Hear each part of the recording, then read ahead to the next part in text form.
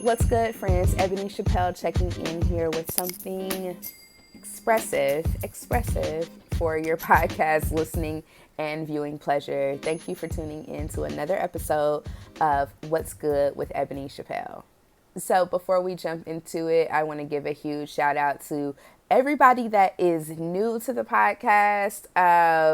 That has been leaving comments on the YouTube page. Shout out to every single last one of you guys. I definitely appreciate it. Be sure to like and subscribe, rate and review, comment. You can connect with me on social media at Ebony the Writer. I'm on Facebook, Twitter, Instagram, and now TikTok. You can also connect with me on my website, ebonychappelle.com. So now that we've got all that stuff out of the way, today I am just checking in with you guys to do a catch up. I just want to catch up with y'all and let you know what I've been up to. So no guest today. I'm the special guest. Maybe these earrings are the special guests. Let's give a moment for them. So these earrings were hand painted by, I believe her name is Durga. So someone very special, Pam, I will shout her out, Pam Ross, gifted me these earrings during the Black Joy Festival that just happened this past weekend in Indianapolis. And I will talk to y'all about that in a second, but just wanted to make sure you caught the drip before we before we got too far into the show. So, what's been good with me? A few things. So, I have been thinking about this concept for a while, probably since the start of the pandemic. But I've been thinking a lot about what it means for us to prioritize joy and pleasure and leisure, specifically Black women.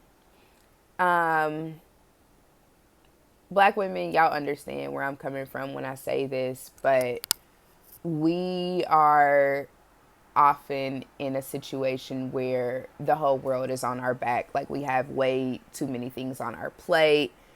These expectations of us and our time and our bodies and our energy and our minds and our creativity, just the expectations are normally completely out of whack. So I have been thinking about that concept and trying to figure out where in my own life I can redistribute some of that weight and put a lot more focus on prioritizing my joy. So that's a concept that I've been thinking about for a while. And what it has looked like in my life is making time for the things that make me happy and walking away from shit that doesn't.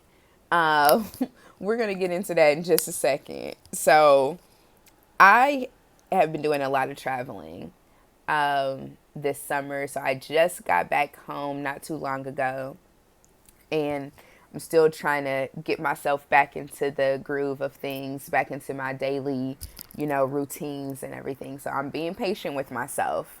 But I went to Philly to visit with my cousins. Then I went to Hawaii. And then I left Hawaii. I went on a random, unexpected trip to Belize. And then from Belize, I went to Toronto for Carabana 2022. And traveling is one of the things that makes me so happy. I love the experience of being in a new place and just immersing myself in the environment and stretching my creativity.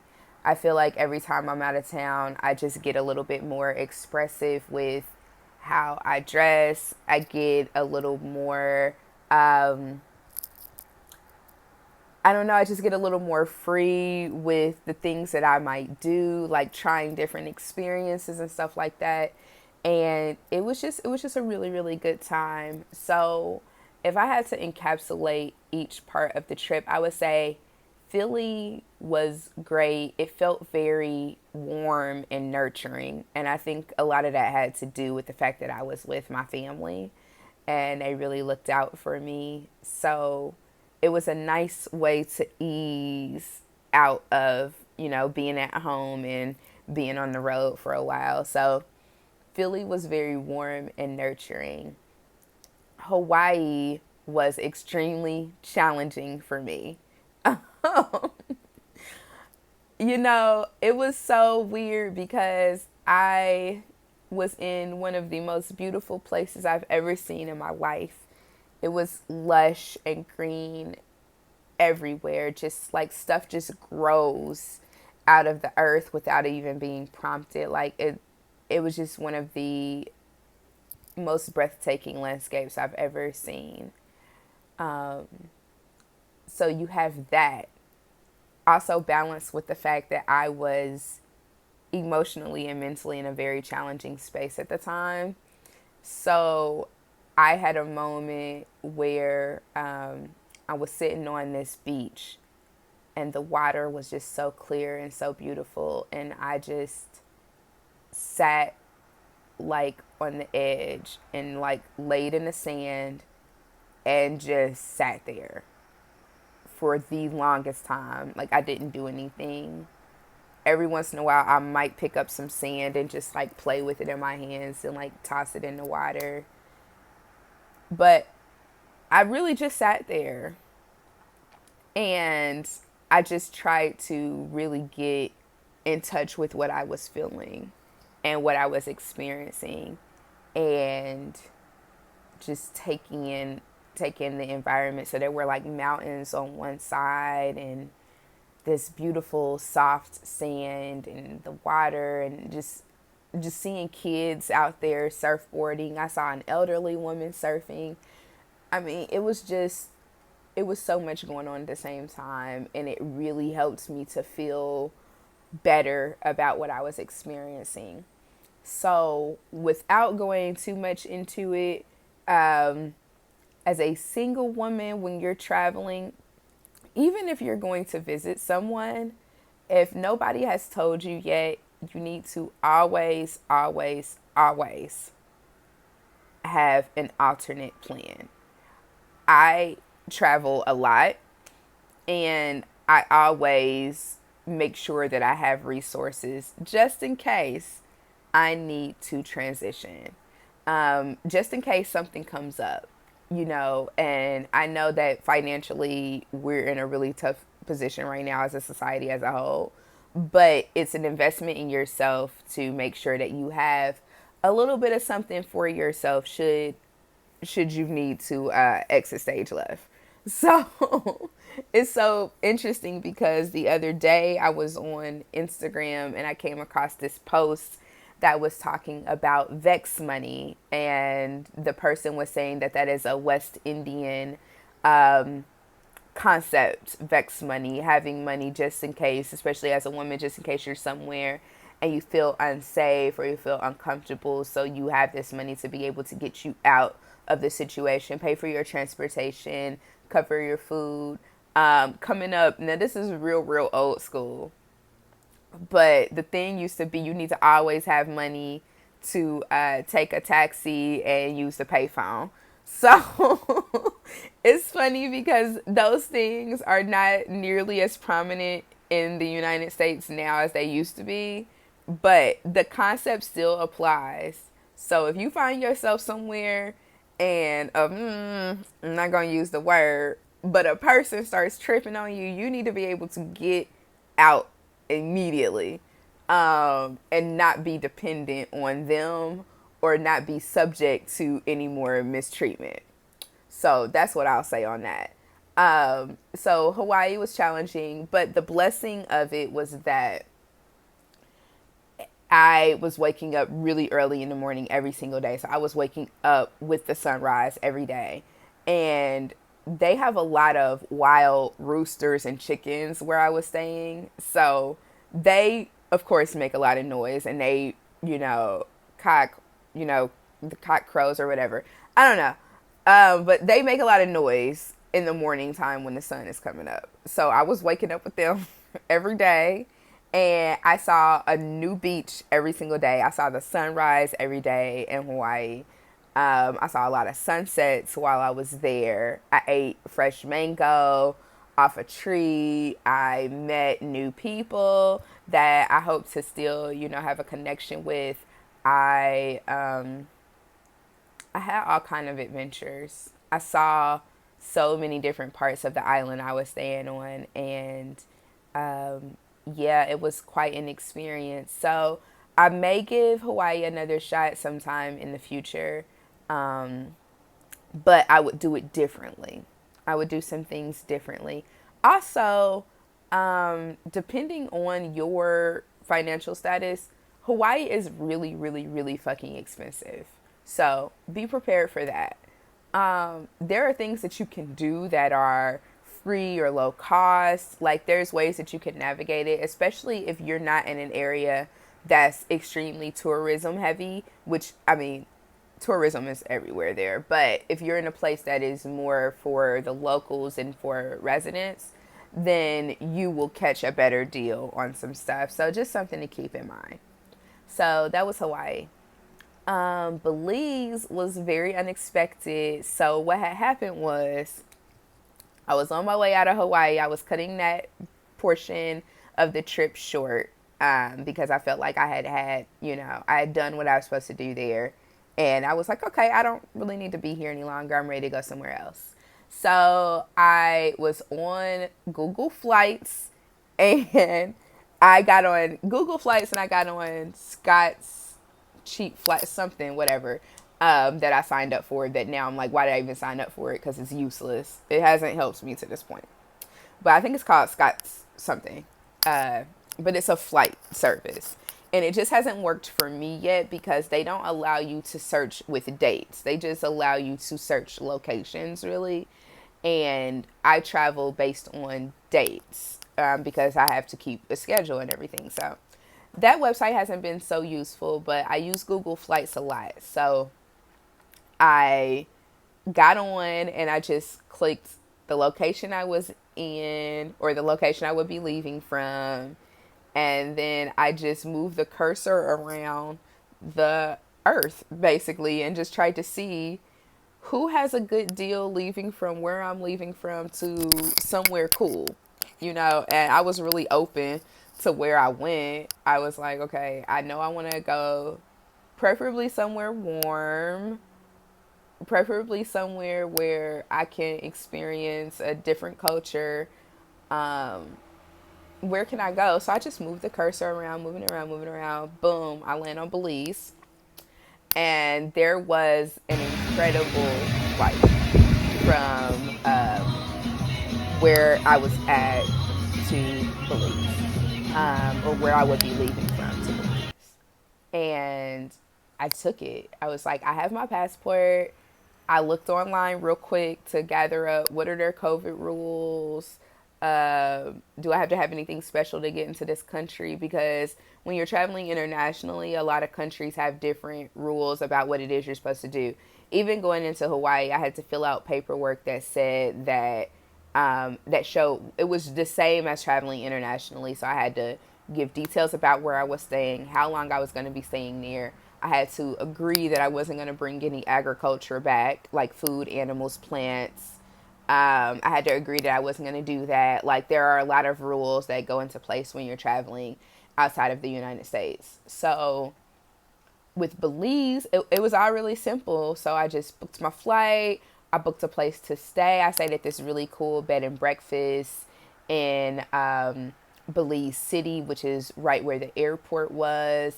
And I did all kind of stuff. I went to a cave. I went hiking in the jungle. I went tubing in the river. I ate great food every day. Excuse me. I went to this random like beach town. It's called Cape Hawker, but I went to a beach town for an afternoon and just drank and ate and got in the water. And again, I met new friends. I had a great experience, and Belize was really cool. That's somewhere I definitely want to visit again. Belize was great because you get a chance, especially if you haven't been out of the country a lot. It was a really smooth transition because I went somewhere where everyone, for the most part, everyone spoke English. and the money situation, the exchange rate was fairly even. So it was pretty much like United States money is double what Belize money is worth. So you could pay in either US dollars, which a lot of people prefer, or you could use the Belizean money. So because I was moving so fast, I didn't always have cash on me. So I had to just go to their ATM and get cash, and it spit out Belizean money, which was fine. I just used that. Um, and it was just a really, really wonderful time. So if I had to encapsulate Belize in one word, I would just say adventurous. Because it had a lot of that to it. So a lot of outdoor things to do. Um, yeah, and I only got to experience just a little tiny portion of what they had to offer. So it's somewhere that I would definitely go back to. And then after Belize was Toronto for Carabana 22. So I had been wanting to go to this festival since 2020. My friend and I, we bought our tickets, we bought our package in 2019 with the intention of going in August of 2020. We all know what was going on in 2020 and what was going on in 2021. And Canada was not having it. They did not want our, you know, infectious selves coming into their country and disturbing their people, which I understand. I don't, disagree with that decision at all. So 2022 was our year. We finally got to go to Carabana. And Toronto as a whole was just a very beautiful experience. So if I had to encapsulate that into one thing, I would just say lit. Like Toronto was so lit. We went to what all did we do? So we went to parties almost every day. We went, one of the times was a party on this yacht. So it was at night and we were like floating on the river and you could see the skyline in the background. It was just incredibly, incredibly beautiful. We did some of the Carabana activities. So we went to the parade and we got to see all the different bands come down the street and go into the main area where they had a competition at night. Um, we made a lot of new friends. And I just really enjoyed the fact that Toronto was this cool, bustling city, but it didn't feel like the energy of it was not aggressive. So a lot of people compare it to New York City. And I could see some of the comparisons, but for me, it was like, okay, this is like a toned down scale of what you would experience in New York City. And there were a lot of people, but even with it being that many people, I didn't feel smothered. I didn't feel uncomfortable at all. And it was fairly easy to navigate. The exchange rate, as far as the money, is pretty equal to the United States. I think there was just like a few cents difference, like a slight percentage difference in the US dollar versus the Canadian money. So you could just use US money wherever and they would give you change. If you had change coming back, it would come back in Canadian money. Um, I loved it. I had a fabulous time. I've been telling everybody to go. It's a place that I just loved it. So I've been telling people I've never thought too deeply about leaving my hometown. Like I have traveled a lot of places and I stayed away for a while in one of those cities. Like I stayed in New Orleans for close to 6 months at one point in time just for a change of pace and a new environment. But if I was going to go anywhere and like stay, right now I'm going to say Toronto. Like if I was going to move somewhere, I would say Toronto. Now, I know I probably need to experience a little bit more before I make that decision, but the first impression really blew me away. So I absolutely loved it. Um, and just throughout all my travels, the challenging parts, the parts that really brought me joy and got me excited. Throughout all of that, I just kept remembering this concept and this thought that I keep coming back to around prioritizing my pleasure, my joy, my happiness, prioritizing me, prioritizing my creativity, prioritizing my necessity for adventure in the midst of anything, just making sure that that's really, at the top of mind. And it's funny because during that time, Beyonce dropped Renaissance. And it came at the perfect time. Beyonce came out with dropped Renaissance my second day in Toronto. So it came out and we were getting dressed, getting ready to go out, me and my friend, and I had to play Church Girl like over and over and over and over again. So that was like, I feel like every day I have a new song that's just like my favorite. So from Church Girl to Move to Virgo's Groove, of course, because it's almost Virgo season, very soon. But yeah, just listening to that, and then it started me thinking about how at the beginning of the pandemic, I've always loved house music, disco, funk. I've always loved that type of music. And at the top of the pandemic, when things were so mentally heavy and draining, and I had those moments where I was like, is this ever going to be over? I still wonder that sometimes. It's ever going to be over? Probably not. Sometimes I can be grim. Yeah. So anyways, at the start of this in 2020, I was just in a situation where I needed things to keep me going and to keep me upbeat. So I was diving in on Donna Summer. I was listening to Donna Summer almost every day. Tina Turner, post Ike. Very specific difference. I was listening to Tina Turner all the time. I was listening to LaBelle all the time. And I was listening to a lot of house music, a lot of other disco and dance music and all of that. And mentally and spiritually, it just did something for me.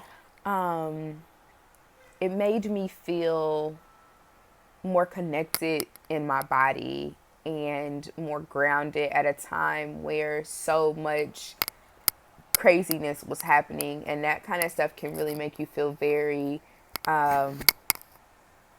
disconnected, disoriented, detached. That was the word I was looking for, detached. A lot of those things can make you feel very, very detached. And I was in situations where I just felt like there was so much on me, and prioritizing myself was an act of rebellion, honestly. Saying no to things, saying not right now, saying I will get that done. I just need a moment. Was game changing for me. And I just thought, you know what, as Black women in general, we need to stop setting ourselves on fire to keep other motherfuckers warm. We just gotta stop doing it, because it does not benefit us to continuously put ourselves on the chopping block to benefit other people. Especially when you just take in all that we have experienced throughout history. I saw somebody upset with Beyonce's album and feeling like it wasn't serious enough. It didn't go deep enough. It felt frivolous or silly at a time when we're dealing with so much. And I just don't identify with that. I can see where someone may feel like that, but then I also think So are we just supposed to suffer always? Like, is that supposed to be it? Like, people are still going to sporting events. People are still going to the bars. Um, People are still doing all kind of stuff. So if that's the case, and this is not to say be reckless and don't take care of yourselves and look out for one another. That's not what this is about. This is more about not neglecting your joy when no one else is neglecting theirs. And black women are often put in a position to be martyrs and to be that sacrifice. And I just think I just don't see it. I'm not it's not for me um anymore. So it's funny because this morning I was reading a devotional in the app. Is called Our Bible app. And if you follow me on social, you see me post about this app before. But they use biblical scripture as a base for their devotionals, but it is very affirming. The messages are very affirming and radical. So it's something there for everybody. So there's a lot of literature for people that identify as LGBTQIA plus. You know, a lot of people that identify as neurodivergent, um, differently abled or disabled, whichever label you want to use for that. Black people, other non-white people. So it's really a platform built to connect people to scripture that come from those various identities, because oftentimes we are not we are not acknowledged in those spaces. Speaking as a person that lives across a few of those different identities, we are not always seen in those spaces. So then it leads to people feeling like they have to leave the church, or they have to abandon that part of themselves because they don't feel seen, they don't feel connected. So I really love our Bible app and how they've been able to kind of create a new sense of community when it comes to that. So this devotional, put together by Erica Smith, is called The Radical Possibilities of Pleasure. How do we access pleasure at a time like this? And it's a 3-day devotional. And let's see if I can, you guys can kind of see. So you can see my ring light too. So sorry about that. So day one, the title is Accepting That You Deserve Pleasure. And it starts like this. I'm just going to read you guys the whole thing. Pleasure is the point. Feeling good is not frivolous. It is freedom. And that quote comes from Adrienne Marie Brown from the book Pleasure Activism, The Politics of Feeling Good. And then Erica goes on to say, as a sex educator who focuses her work on people recovering from the harms of purity culture, I constantly meet people who are either 1, completely disconnected from their own pleasure, 2, deeply uncomfortable with the thought of intentionally seeking out pleasure, or 3, all of the above. Sound familiar? Purity culture teaches us that our bodies are inherently sinful and that any pursuit of pleasure is also sinful. This applies heavily to sex, of course, but also to other pleasures of the body as well, especially food and eating. I'm going to include dancing there and partying because I think it fits. Sidebar. There are many parallels, Erica says, between purity culture and diet culture. For example, the policing of our bodies' wants and needs, restriction and self-punishment, a focus on good versus bad, etc. Many of my clients have worked hard to question their beliefs about pleasure and to begin to accept that the pursuit of pleasure is their right. The pursuit of pleasure is their right. But it's not an easy journey. For many, they discover that even after intellectually rejecting purity culture values, it still feels wrong to want to feel good. Definitely been there.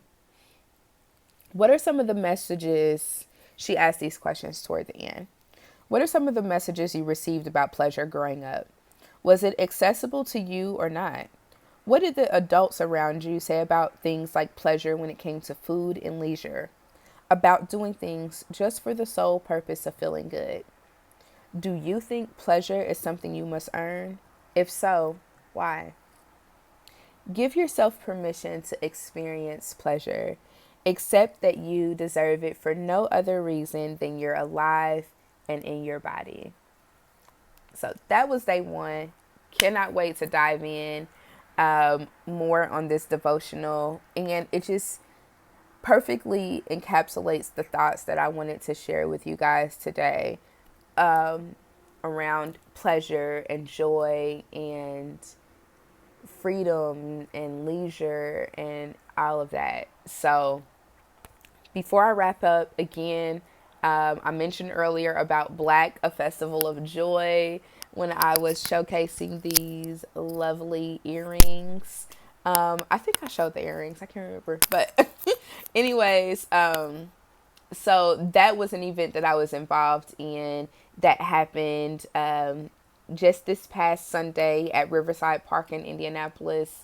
And it's one of many things to come because, as we said, this is a movement and not a moment. But it was important for the group of us that put this thing on to have an experience where Black people's joy, Black people's happiness, their leisure time was prioritized. And we were very, very intentional about the things we do, even to making sure that that the event was free and that things were accessible, like food, making sure that we had water all day for people.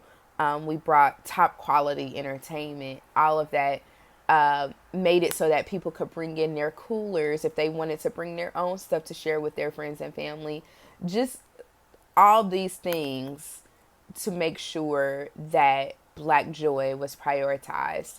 Another note on that, this week we announced the Black Joy Fund, which is a fund where we have $25,000 to give out to organizations in the city of Indianapolis who want to host their own events that center Black joy. So if you are an event designer, if you are a person that just wants to host something and focus on Black joy and bring the community together, this opportunity is for you. So I will put a link in the show notes to that so that you guys can apply to it and share it with people you may know who would be interested.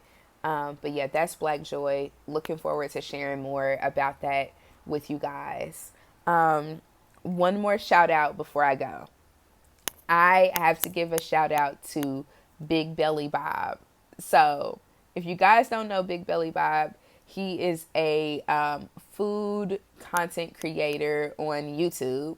And I just met him randomly at the dollar store. Like, we were just at the store and I was in line and getting ready to leave. And I noticed that he had a camera with him.